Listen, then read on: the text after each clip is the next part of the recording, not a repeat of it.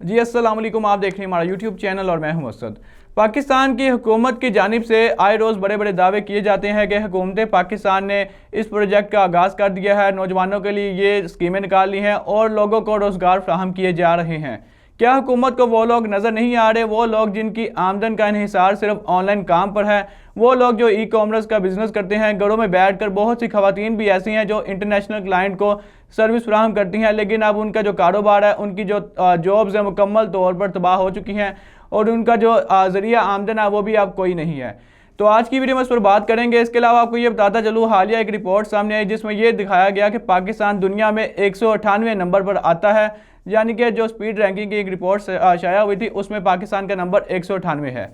तो उस पर भी बात करेंगे। और वीडियो की तफसीलात में बढ़ने से पहले अगर आप हमारे चैनल पर नए हैं तो इसको सब्सक्राइब कर लें ताकि आप तक चैनल की वीडियोस का नोटिफिकेशन आता रहे। पाकिस्तान में ई कॉमर्स और आईटी सेक्टर ये वाहिद दो इंडस्ट्री थी जो मुसलसल तरक्की कर रही थी, और अब पाकिस्तान में ये दो इंडस्ट्रीज भी एक तबाही का शिकार हो चुकी हैं और लाखों की तादाद में ऐसे लोग हैं, ऐसे नौजवान हैं जिनकी जो रोज़गार है वो जाते हुए नज़र आ रहे हैं, क्योंकि पाकिस्तान में इंटरनेट की जो सुस्त रवि है वो एक मामूल बन चुकी है। हालिया दिनों में एक रिपोर्ट भी सामने आई, जैसा कि मैंने आपको इससे पहले जिक्र किया, कि जिसमें यह बताया गया कि पाकिस्तान का जो नंबर है वो 198 है। दुनिया का 5वां बड़ा मुल्क, फ्रीलांसर के हवाले से दुनिया का 4था बड़ा मुल्क, जहां पर लाखों की तादाद में जो नौजवान है जो ई कॉमर्स घरों में बैठकर अपनी सर्विस फ्राहम करते हैं, वो अब वहां पर एक मुकम्मल तौर पर इंटरनेट की एक बंदिश की सूरत हाल पैदा हो चुकी है और उनका जो रोजगार है, उनकी जो आमदन है वो भी तबाह हो चुकी है। बहुत से ऐसे नौजवान थे जो घरों में बैठकर काम करते हैं और लाखों की तादाद में वो पैसा भी अर्न करते थे, लेकिन पाकिस्तान में जो इंटरनेट की एक बदतरीन सूरत हाल पैदा हो चुकी है, इससे उनका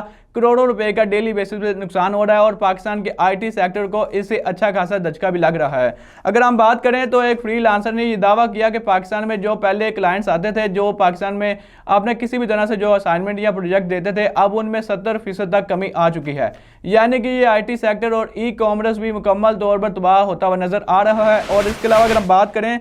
तो इसकी जो वजह बताई जा रही है वो ये है कि जो भी इंटरनेशनल क्लाइंट्स की जानिब से जो असाइनमेंट दी जाती थी वो या तो लेट हो जाती थी या तखीरी की वजह से उनके जो प्रोफाइल है वो बंद कर दी जाती थी। इसकी वजह से जो उनके क्लाइंट्स हैं, जो उनका और भी जरिया आमदन था, वो और ममालिक में मुंतकिल होता हुआ नजर आ रहा है। और अगर हम देखें तो वो लोग जिन्होंने वीपीएन लगाकर इंटरनेट को चलाने की कोशिश की, क्योंकि उनके अपने प्रोजेक्ट थे, उनके अपने असाइनमेंट थे, लेकिन वो भी वीपीएन भी पाकिस्तान में बैन कर दिए गए हैं और अब पाकिस्तान में वीपीएन जो भी लगाता है वो मुकम्मल तौर पर उसका जो आईपी एड्रेस है वो भी मैच करके उसको ब्लॉक कर दिया जाता है। ये पाकिस्तान में एक बदतरीन सूरत हाल पैदा हो चुकी है। आप भी डेली बेसिस पे कोई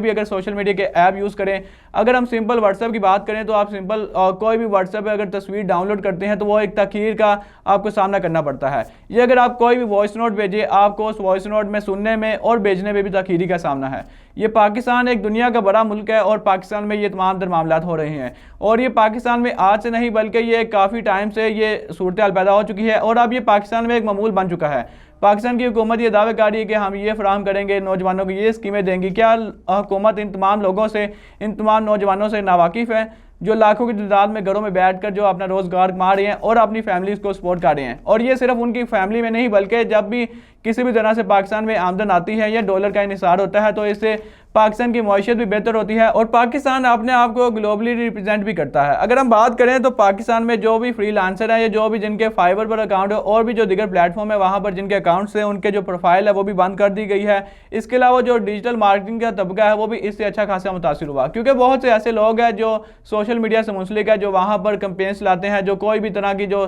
सोशल मीडिया एड्स है वो रन करते हैं, उनका भी अच्छा खासा रोजगार इससे मुतासिर हुआ है। लेकिन अभी भी हुकूमत इससे बेखबर है और हुकूमत अभी भी फायरवॉल पर बातें कर रही है कि हुकूमत के उसकी टेस्टिंग जारी है, लेकिन ये टेस्टिंग अभी तक खत्म नहीं हुई और ये टेस्टिंग तब खत्म होगी जब उन तमाम लोगों के अकाउंट बंद कर दिए जाएंगे जो फाइबर पर काम करते हैं और आईटी सेक्टर मुकम्मल तौर पर तबाह हो जाएगा। तो दोस्तों ये थी आज की वीडियो। उम्मीद करता हूं आपको वीडियो पसंद आई होगी। अगर आप इस पर अपनी कोई राय देना चाहते हैं तो कमेंट सेक्शन का ऑप्शन आपके पास मौजूद है, वहां पर अपनी कीमती राय से आगाह कीजिएगा और अपने मेज़बान को दीजिएगा इजाज़त। अल्लाह निगहबान।